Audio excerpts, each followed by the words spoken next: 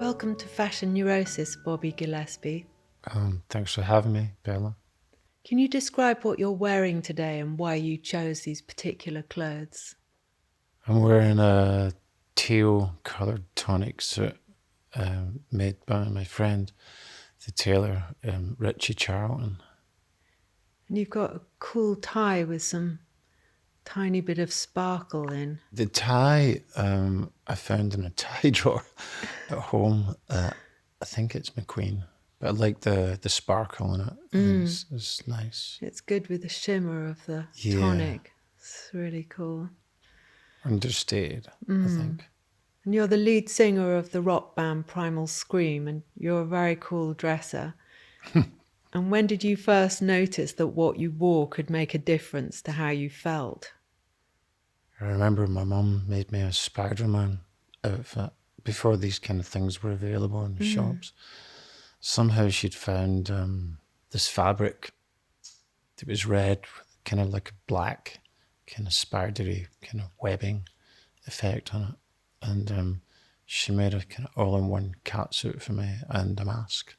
God, that's so thoughtful of her to go to that trouble. That's really... Yeah, she made me a Captain Scarlet tunic as well, using duffel coat toggles for the epaulets. That was so pretty cool. great. Yeah, she was good, very inventive. And your memoir's called Tenement Kid, and you grew up in a tenement block in Glasgow, and your parents sounded great, but there was a lot of violence in your school, some of it from sadistic teachers. And you described school kids saying, "Your fight is at 4 o'clock," like a duel. And I wondered how you dealt with fear. Well, when I was at primary school, if somebody challenged me to fight, I would go ahead with it, even though I was scared, you know. You just didn't want to be seen to back down. But when I went to the senior school, secondary school, suddenly there's 18-year-olds there, 16-year-olds, and you're like 12 or 30, you know, whatever it is. I made the decision to try and avoid any kind of fights or violence, you know. And I think it was the right decision. How did you manage to evade it? Because did you manage to get in with like certain people who you kind of looked out for you? Yeah, a little bit. Yeah. Yeah. I think if you're kind of quite, and it's sports, I was into sports, and you give a good account of yourself, like on the football field, or you kind of get some kind of respect from the kind of tough guys, you know. It's really the teachers that were violent, not the pupils, you know. Yeah, that you described how provocative they were, and you described hearing David Bowie's Aladdin Sane when you were 11 and said that the music listened to you in a way that the teachers never did. And that's such a graphic description. It's so evocative. And I wondered did you remember something in particular that you just held on to that really kind of got through to you? That did come a few years later with punk and Sex Pistols, Clash, The Jam and bands like that. But when I was like 12, 13, not so much.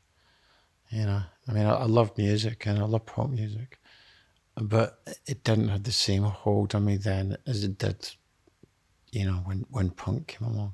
Yeah. It was like that hit me really hard, you know, in the best way. Yeah. You know. Yeah, it's really captured my imagination and made me think in a different way, you know, about myself and my life and the world, or my relationship with the world, you know. Not that I had much of a relationship with the world before that, but I think punk came along when I was 15, gone on 16, and I'm just about to leave school. Yeah, I found it gave me a feeling of agency that I'd never had. And when you said that, punk hit me hard, it hit me hard too. And it was the first time ever that you had any kind of leverage being a young person instead of just someone to be ordered about. And the clothes was such a big part of that. And I wonder what you were wearing at that time when you saw that picture of the Sex Pistols and had such a big reaction. Well, when I saw the picture of Johnny Rotten when I was at school, for advertising the school debating society, punk, what is it? What does it mean?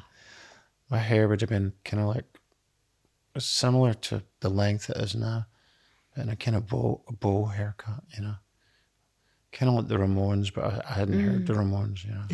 But it wasn't. I wasn't dressed like a punk or anything like that, with spiky hair and ripped clothes, you know, just like a 70s kid, you know, typical 70s kid. Maybe I was wearing like an Adidas t-shirt, you know, probably wearing a pair of Adidas training shoes. Because you said Bowie and Bolan introduced me to androgyny and poetry. I thank them forever. And coming from such a kind of tough, macho background, you didn't seem at all threatened by the idea of androgyny and gender bender. And I wondered if that was whether that was unusual or... Well, I think a lot of the tough guys at my school would have been into David Bowie, you know, and because the girls certainly were, so it's probably like an in for them, you know. When I saw David Bowie or Mark Bolan on TV, I didn't think they were feminine. I just thought they were them. You know, I didn't know the word androgyny when I was 13 or 14. And I just thought it looked fantastic. Yeah, I didn't think there was anything rebellious about it. I just thought it looked right, you know, more than anything. Just feeling it, really. Feeling it. And also, you expected people in music, like rock stars or pop stars, to be exotic and wear, you know, outrageous clothes that you wouldn't see people wearing walking down the street, you know. It was supposed to be glamorous. Because you said album cover art was a big influence on you, and I wondered was there something in particular you saw that you thought, God, maybe that could be me?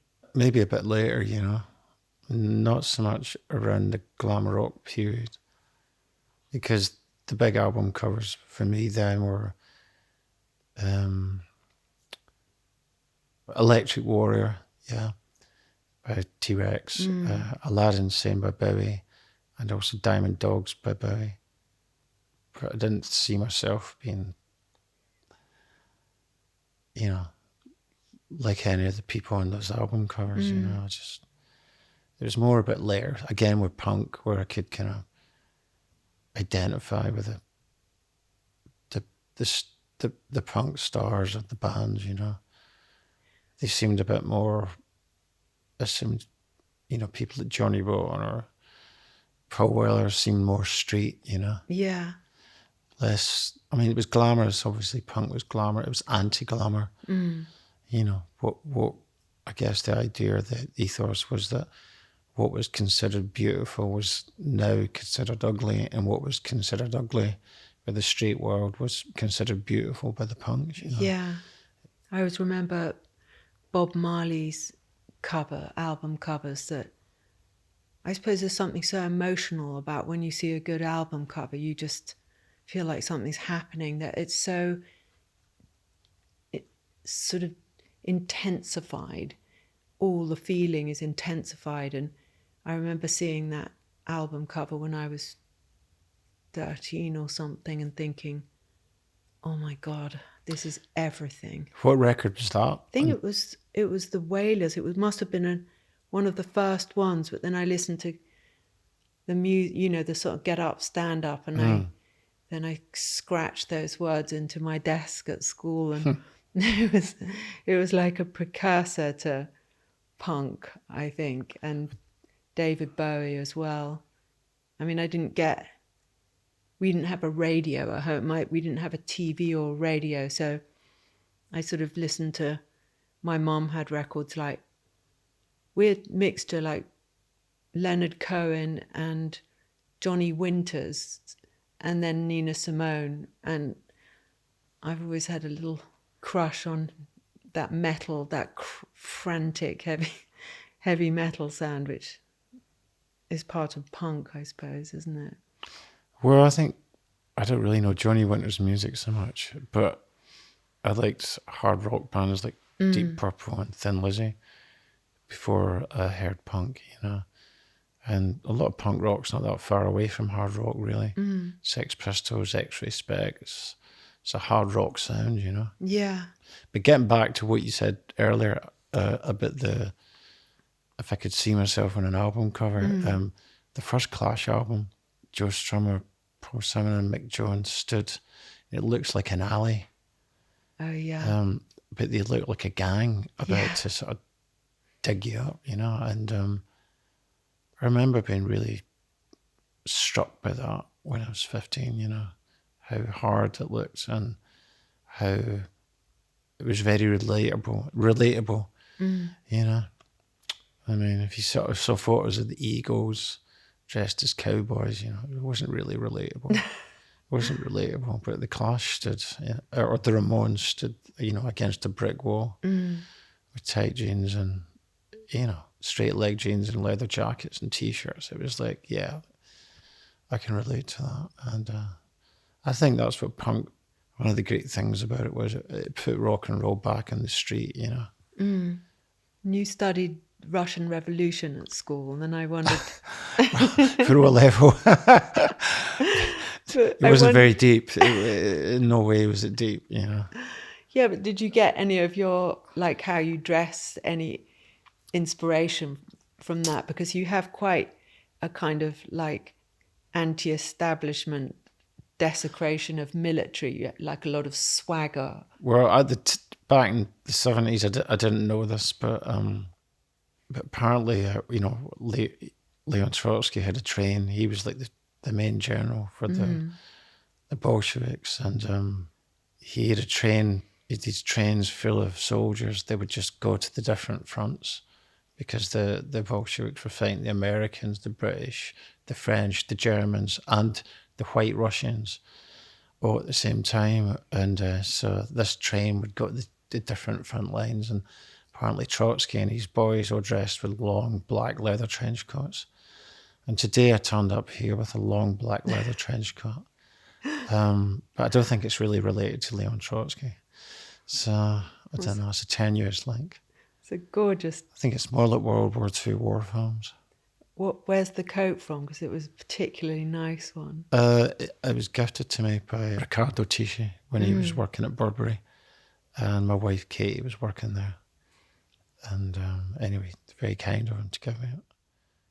I love that coat. Yeah, it's really gorgeous because it's black leather, but it's got more of a sort of slinky vibe than a military vibe, which is something I associate you with, being a slinky person. Yeah, like you just do things that just in that kind of undercurrent way, and you're never obvious. And it's very... That's nice to hear. It's very cool.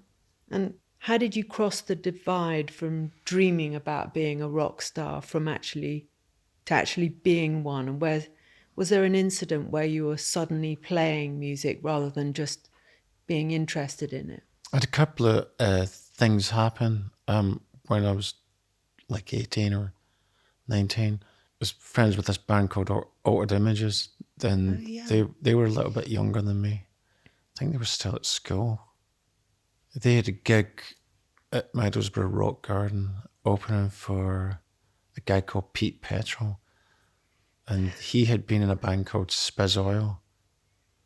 And he used to open for Susie and the Banshees. I actually saw Spiz Oil open for Susie and the Banshees in 1978. And wow. Anyway, Susie and Steve Severin had kind of taken Altered Images under the wing. They got a gig opening for this Pete Petrol guy at a place called the Rock Garden in Middlesbrough. And I kind of helped out roadieing and carrying the gear and stuff. And I'd make posters for Altered Images for the gigs and make stencils to spray paint on the amps and the guitar cases and stuff. I'd go and watch them rehearse, and very good band. We kind of met on Saturday morning of the Middlesbrough gig up in Castlemilk, and he told us that Titch, the drummer, wasn't coming. He'd refused to come. There was some problem, and he asked if I would play the drums because he'd noticed that I was playing the drums at the rehearsals. And so I said, well, I'll do it, but only if you don't sack Titch, because Titch I was really great friends. We were great friends, you know. And I said, I don't want to take Titch's place, you know. Only if Titch is allowed to come back into the band. And they promised that would be so, you know. And so that was my first gig, you know, playing drums for Altered Images at Middlesbrough Rock Garden. Like 1,000 skinheads and punks and guys with Mohicans and skinhead girls, you know, throwing pint glasses at us. Great gig though. So I don't know if that answers your question. Probably not. No, it does. It does. Well, I think that, and then also that was exciting, but it didn't make me want to join the band or anything. But same year, Altered Images were asked to open for Susie and the Banshees on a tour around England, and I went along, and that was, I think, you know, we'd gone from kids watching from the front of the stage to being on stage, although I was kind of like the roadie, but I was setting up the gear and taking it off, you know, afterwards, and then watching the Banshees from side stage, and then our dressing room was across the hall from the Banshees. It was just suddenly I'd stepped through this portal into this really glamorous rock and roll world, you know. Wow. And that was amazing. Fantastic experience. That was 1980. And I guess we formed Primal Scream, the band, but sometime in 1984, you know. So, but before that, I was also in another band. It was a band called The Wake, and a guy called Caesar, Jerry McNulty. He had been the guitarist in Altered Images, then he left and he formed a band called The Wake. And I ended up playing bass in that band, kind of similar to what happened with playing drums with Altered Images, you know. They got a gig opening for New Order, and the bass player never turned up, so they asked me if I'd Wow. play the bass, you know, and I did that night, and because I knew how all the songs went, and then I ended up joining the band for a while. So I'd had a bit of taste of being on the road with great bands like, you know, New Order and Susie and the Banshees, as a roadie and as a bass player, you know, before I formed Primal Scream. So I wasn't fazed when we started playing gigs, you know. I was like, well, this is where I should be, you know. So interesting hearing about that moment of going through the mirrors, like where everything changes really, and you were doing it. Yeah. Amazing. Did you have that with fashion? Because didn't you work for Vivienne Westwood during punk? I did, but for ages I felt like my true calling was to be in a band, and about 20 years later I thought, maybe I'm supposed to be, you know, doing what I'm actually doing, because I was in some bands, but I didn't have what you describe. I didn't have the drive to actually perform, but I never gave up fashion. So it's sort of, it's really those kind of moments in development. Did you ever practice with people? Yeah. Did you sing?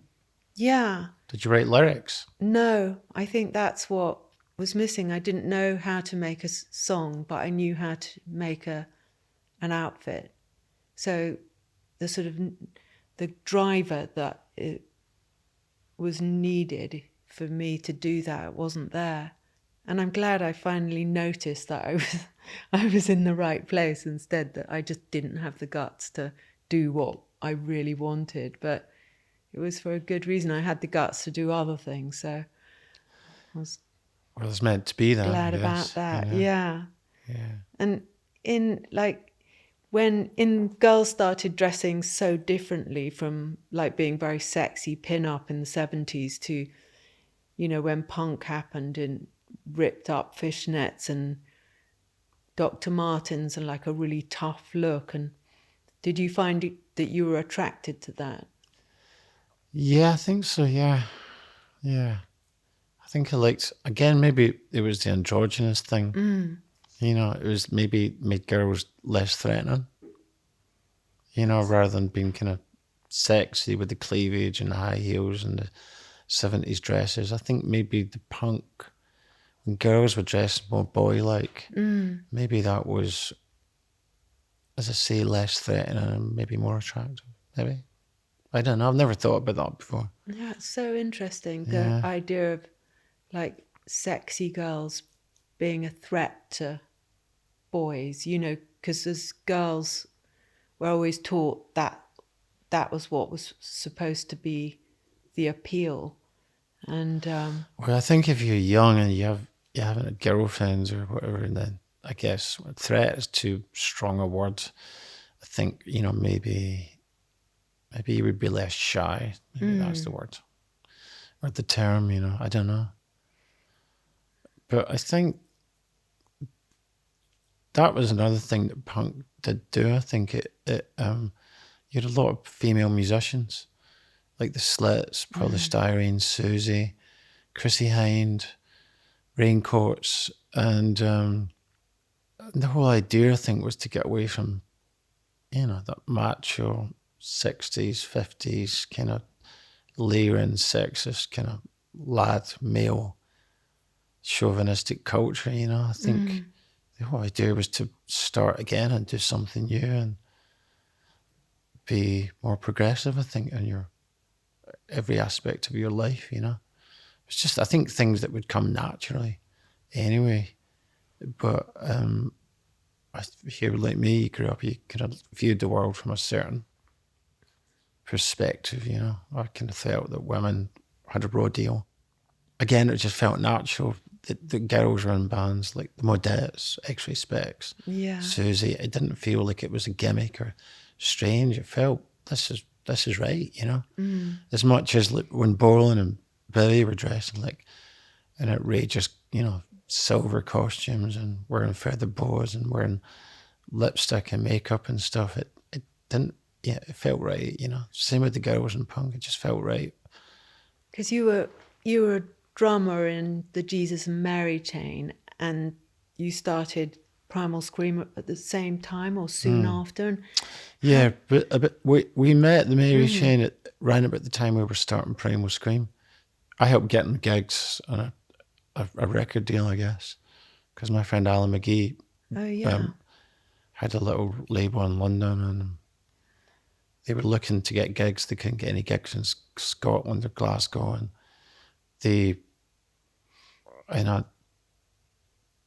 I mentioned to them that I had a friend that started a club in London, and maybe he would give them some gigs, So I called him up and said, "You got to put these guys on. They're amazing, So he'd never heard them. He just took me on board, and he loved their performance. He said it was so extreme, and loved their sound.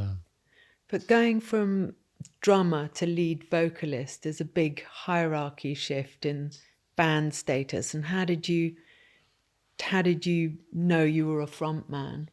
Well, because I was writing songs with Jim B, the guy I started Primal Scream with, and throughout the summer of 1984, and so we built up a catalogue of songs, small catalogue. That summer, actually before that summer, we'd met the Mary Chain, and they had more songs than us, and they were doing demos and stuff, demonstration tapes, and I was always going to be the singer in Primal Scream. So by September 1984, I think it was, they asked me to play drums with them, and I said yeah. We went on this little tour to Germany, and it's before their first single had been released, Upside Down, and so I sang and played guitar and wrote songs in Primal Scream, and I played drums in the Mary Chain. So it was, it was easy, because it was easy being in the Mary Chain because Jim and William wrote the songs. They were great songs. All I had to do was turn up and play drums, you know. 2 drums, floor tom and a snare.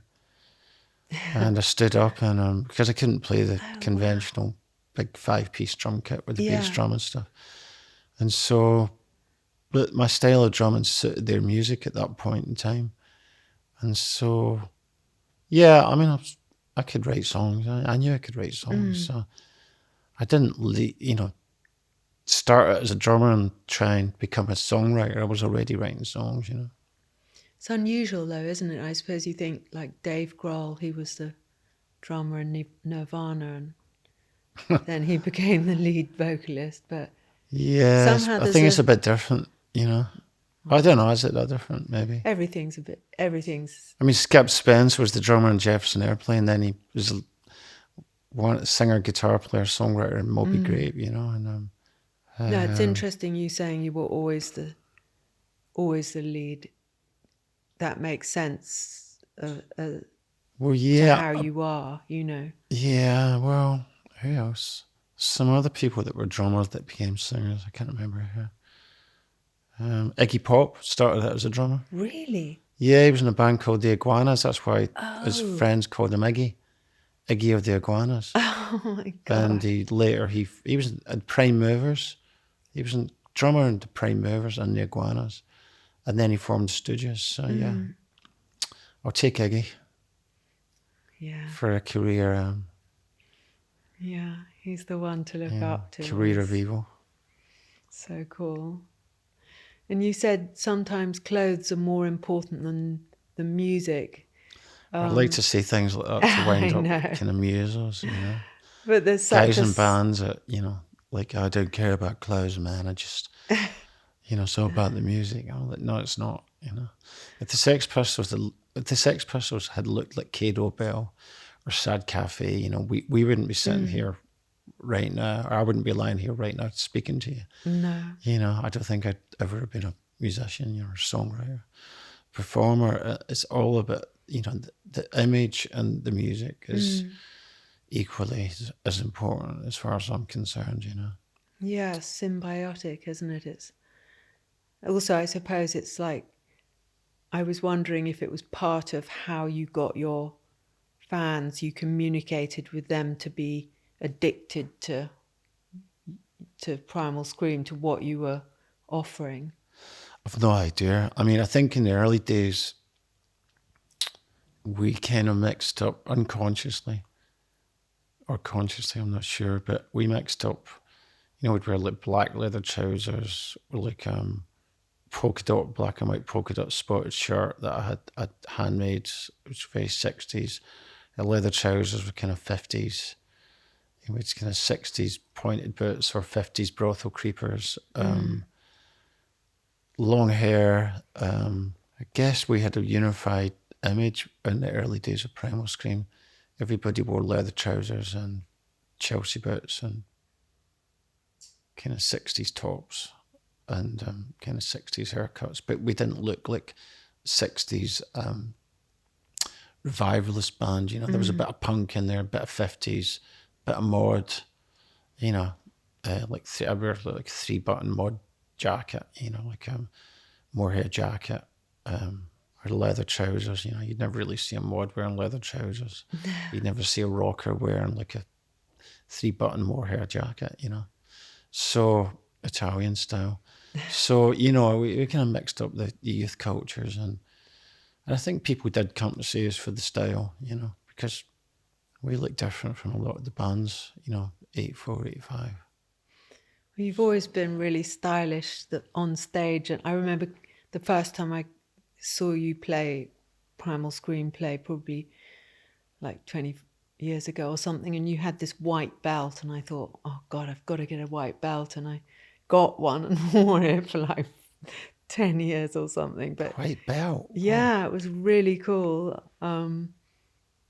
It was just such a touch, and I thought that is a really good idea, and I've got to have that. Right, I can't remember the white belt, but I'll have to look for it. You're married to the legendary stylist Katy England, and she worked for Alexander McQueen, right from the start of his career, and you made a short film together in 2007. It's the most brilliant thing where you're both wearing these white suits. And Transformer.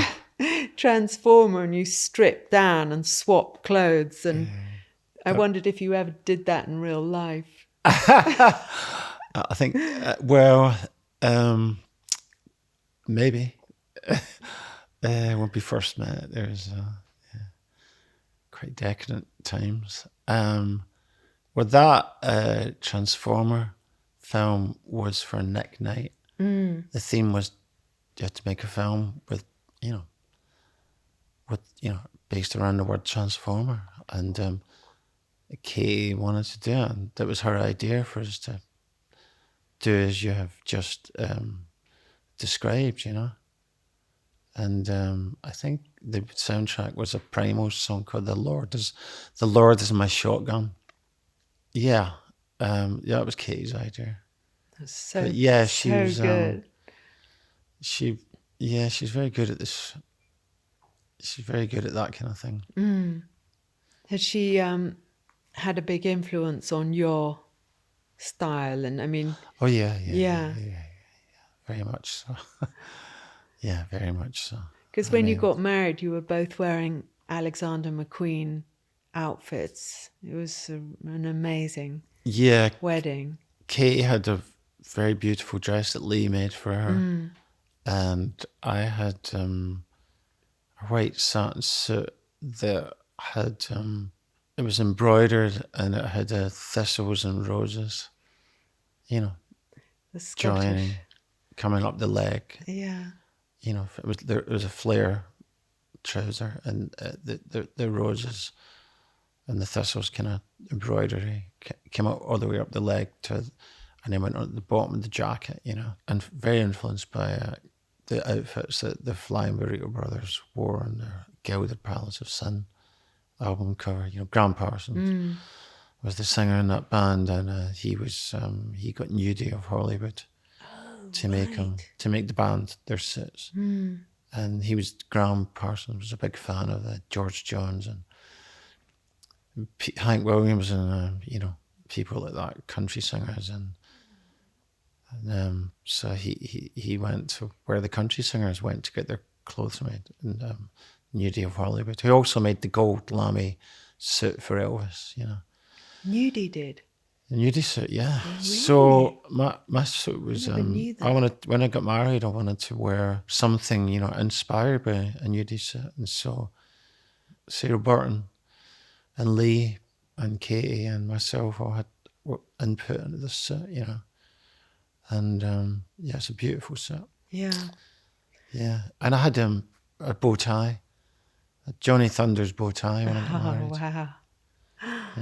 So that's another story, Johnny Thunders, yeah. Well, I was at your wedding, and you both looked incredible, and it was so unincidental, but just like so natural. You were both just so happy, and we were all so happy watching you come in, and it was incredible.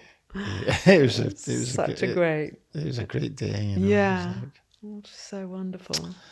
It was a lot of fun. Yeah, it was good. And if you fancy someone and they're wearing something that you don't like, does it kill your attraction to them? Well, I haven't done that for a long time. But yeah, I guess if somebody's wearing a wrong item of clothing, or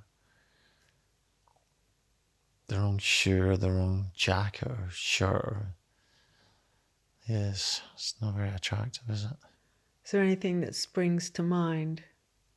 I mean, obviously, Katy's never she's the best dressed person I've ever met in my life. It's never going to happen with Katy. No, she's the best. No, she's the best dressed lady in the world, I think. I'm a stylish. I never really liked girls wearing Doc Martens, I've got to say. It's interesting. Do you feel it neutralizes something? Yeah. I mean, I can't recall anybody, specifically. But, you know, yeah, it's just a kind of look, you know, especially through the 80s, I think. Kind of indie look, I guess you would call it. But again, a lot of times the kind of indie girls in the 80s dressed in ways, I think, that were non-sexual, you know, because they were like, it wasn't very sexual music.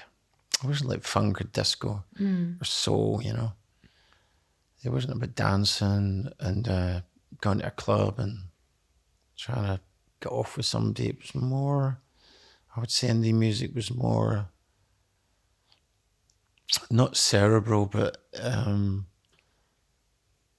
maybe people were less sure of themselves sexually, you know. Like if you, you know, like people that were into see bands like Orange Juice or the Smiths, the girls would wear like, you know, secondhand, you know, clothes from secondhand stores or jumbo sales that were like 60s influence, but they weren't sexy. They were like, you know. It's kind of waist up music, isn't it? Yeah, very, and maybe some people would wear Doc Martens. I don't know. Like I had a girlfriend, Karen, had kind of started that dressing like that way, you know. She didn't have Doc Martens, but, you know, it's like kind of tartan skirts and kind of suede, kind of 60s kind of jackets. And then, you know, she got into Vivienne Westwood busties and palm hog clothes from, you know, dresses from Hyper and, you know, high heels and stuff. And I kind of preferred that, I've got to say, you know. Yeah. Maybe the indie scene were kids that were teenagers that were maybe a bit unsure of themselves sexually, not that confident. So they dressed a bit more demurely, you know, not hide or camouflage, but maybe they felt safe, you know, not dressed in a sexually provocative way, you know. Like you were talking about punk girls earlier, you know, wearing ripped. I remember the first time I went to see The Clash, and the girls outside Glasgow Polo were wearing like, you know, like suspenders and ripped fishnet tights and, you know, fucking the bras hanging out and, you know, black lipstick and safety pins through their cheeks and safety pins or razor blades hanging from their, you know, the earlobes. And it would be like, it's a highly sexualized and, but also torn down, you know? Yeah. It was kind of like they demolished this kind of porno, kind of male gaze, cliched, you know, look for girls to look sexy. It was kind of like they'd taken it and ripped it apart and made it their own, you know, and turned it on the men, you know. It was kind of like amazing, you know. It had a kind of romance to it, didn't it? Which in the 80s, there was a violence to it. It was aggressive, and girls in the 70s were meant to look, you know, maybe sexy, but also available and really demure at the same time. You know, they were supposed to be, what's the word? Not compliant, but passive. Really, passive is the word. Whereas people like Susie Sue, Chrissy Hine, Polystyrene, the Slits, it was aggressive. Yeah. It was like, fuck you, you know. God, that was great. That I thought was really sexy, really attractive. But at the same time, I loved the toughness of it, the hardness of it. Yeah. I know Katy's the queen of style, but do you ever suggest things for her to wear? Well, sometimes she asks my opinion on what she's wearing, and I give her it. I'm very honest, you know. But I have to be careful with certain words. I read a story about how you broke your back and you were taken to hospital, and you were just talking about a pink jacket that you had just bought. You were really high on painkillers, and I wondered if you remembered that jacket. What was it? We played on the shores of Lake Geneva. Just like the Deep Purple song, Smoke on the Water. Anyway, I stepped it onto a speaker in front of the stage, and I was singing the chorus of the song. And as I stepped, I thought I was stepping back onto the stage, I actually stepped into air. And God. broke my back in 4 places, and I was kind of lying on like this on a gurney in the hospital. And that night, I'd worn for the first time this pink jacket. It was like a kind of pink tuxedo jacket, single button, I think, 2 buttons, rock and roll jacket, and it was made by Hedy Slimane for Saint Laurent, and I was very proud of the jacket. I was going to wear it all summer for the gigs, and I was on the gurney, and my tour manager was there. And at this point, I didn't know I'd broken my back in 4 places. I didn't know if I could ever walk again. I was just on the gurney, on morphine, in a strange place, with no idea. I knew something bad had happened, and I was shouting. The tour manager stood over me, looking pretty, shocked. And I said, the pink jacket, is the pink jacket okay? And he said, yeah, the pink jacket's okay. Because, are you sure it's okay? I didn't even know when he got it. And he goes, here you go. Are you sure, mate? Oh, God. I just thought, in all the chaos and me falling on stage, get, the gig ending, getting taken to the hospital in the ambulance. Because I think they had to take the jacket off me. I was in the hospital for about 4 or 5 days or something. And in Switzerland, and I had the pink jacket hanging up beside the saline drip. God. I've got some photographs of it, and it's got a little bit of blood in it, So. That's amazing. It kept you going. I suppose it kept your focus really from drifting to something more frightening. It did, yeah. Because at that point, I didn't know what the injuries were, what the damage consisted of. But yeah, broken in 4 places. God, amazing. Yeah, but the pink jacket survived, and so did I. So. A happy ending. Yeah. And you've had a lot of problems in your life with addiction, and you said your dad stopped drinking and smoking cold turkey, and that influenced you to stop. And did he talk to you about your addiction when you were active? Because you were pretty wild. No, never. Because you were really close, weren't you? Yeah, but I go for a while without seeing him. He moved around. Because of his job, he moved from Glasgow to Essex. He would come at the gigs. When he moved back to Glasgow, him and my mum would come to the gigs, and obviously the band were all carrying on and partying and stuff, but they were completely non-judgmental, which is pretty good, I think as far as he could see, I was having a good time. I had a great band, all the boys in the band loved it when my parents came to the gigs. Everybody got on with them really well. And when we were growing up, people were always welcome.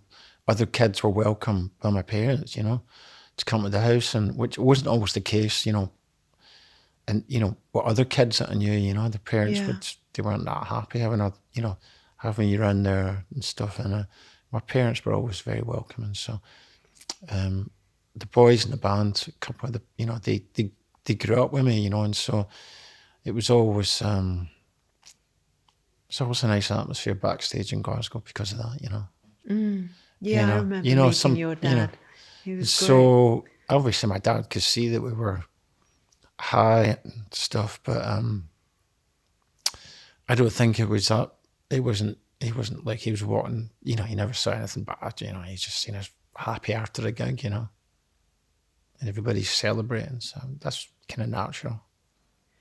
And how come you decided to stop? Mainly because I wanted to keep my family together, and I felt that my using was endangering that.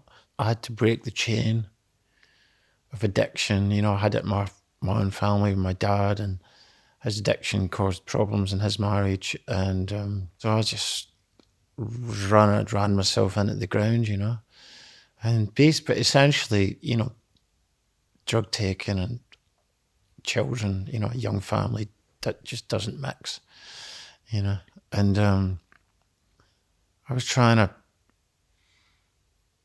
when we in the band Primal Scream, we all started having children, everybody I think more or less held themselves together whilst at home. but when we went on tour, we'd just go fucking crazy, you know? And also the culture of the band were, you know, the crew, the roadies and friends. And it was very, very druggy and very macho, I guess, you know, in terms of the drug taking. And it was a whole culture of it. And it's very hard to break out of. And also I think personally that my identity was kind of locked up in this idea that, you know, I was the singer in Primal Scream. We were this druggy rock and roll band and had to, you know, be on drugs to play the gigs, and, you know, just went with that image, I guess, and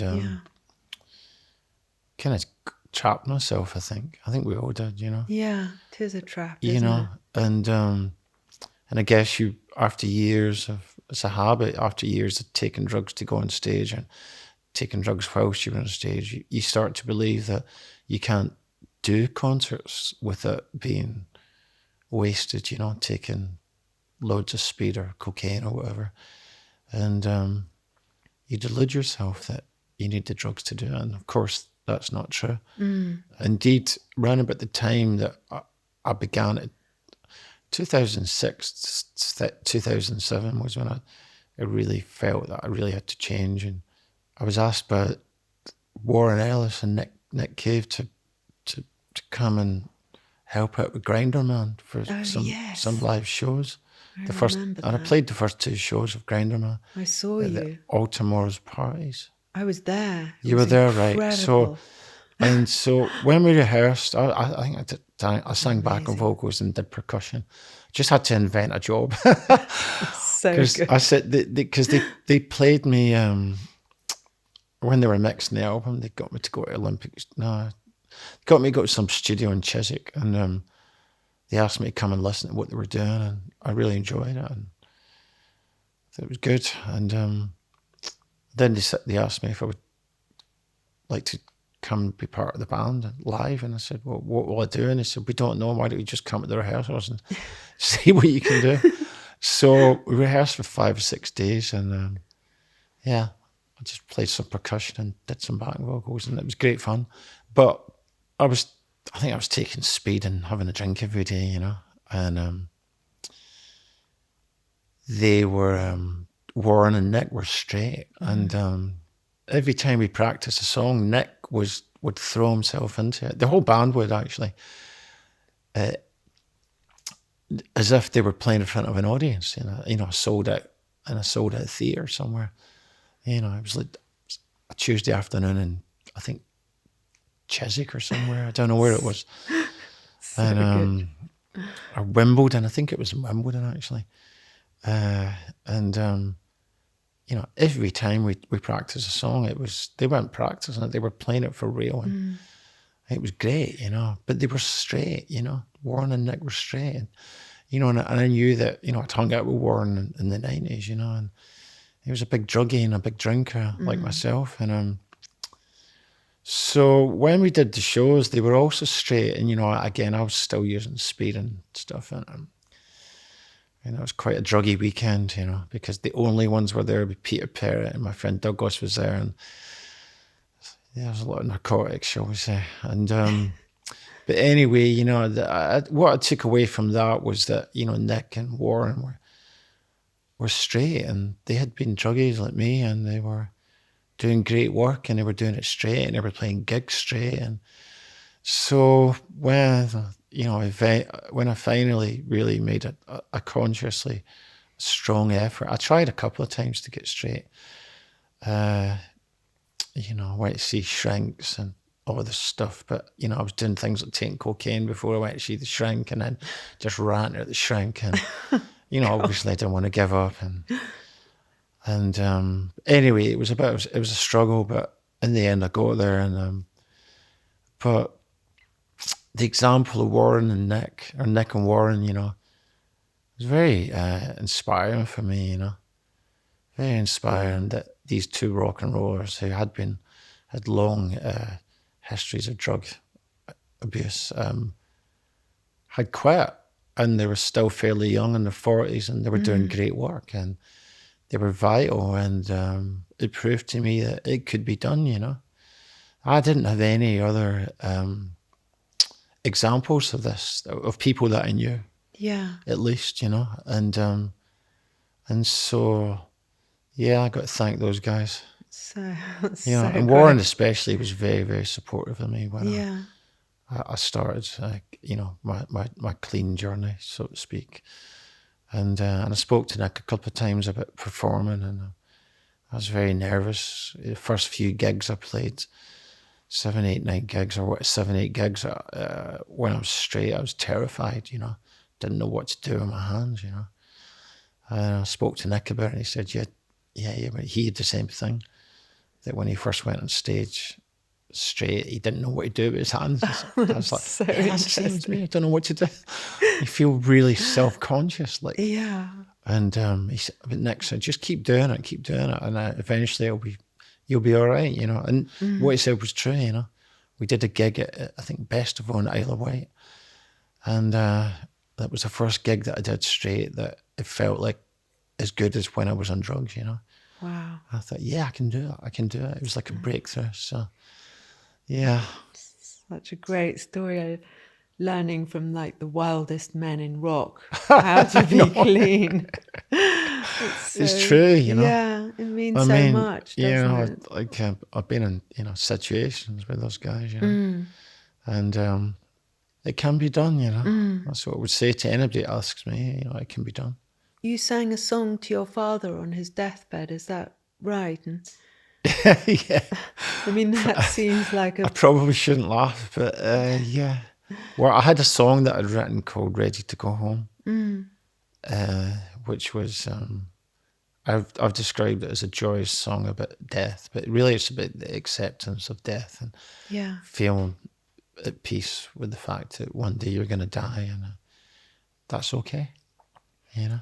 I mean, that's And a beautiful you know, thing. just like it's kind of cosmic, you know. We're just Yeah.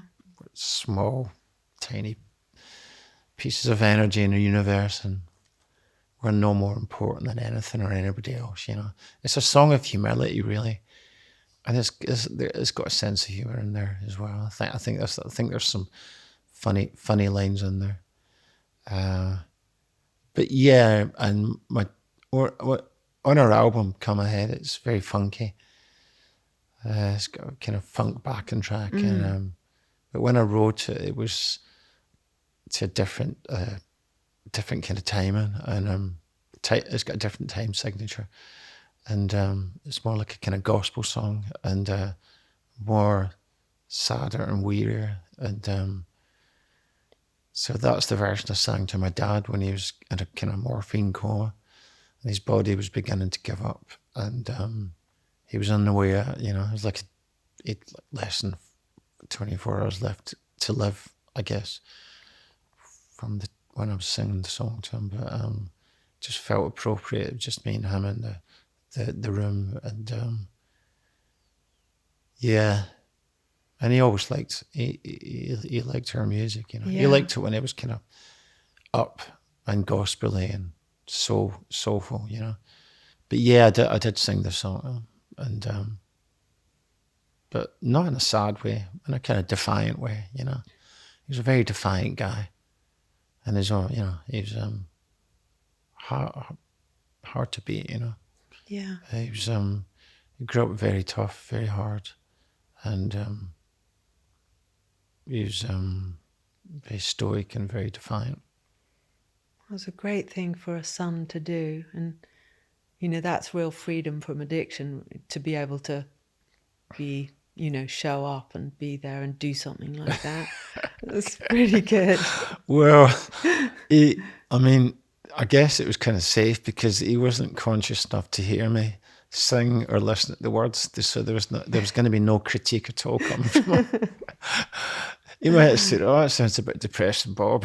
You know, you can make it a bit more up tempo and a bit more joyous. You know, that was a nice moment, you know, to share. I guess. Yeah, no, it's so. fantastic to do. You know, to think of doing that and be able to do it. You did it. Yeah, that was good. Well, thank you so much, Bobby, for being on Fashion Neurosis. It's been Thanks for having me, Bella. Really so enjoyed it. interesting. And, I'm very honoured to be here. You've had a lot of great people lying on this couch. You're one of them, and you're definitely wearing the best suit we've had here so far. Well, thanks. Yeah, I love this. Thanks.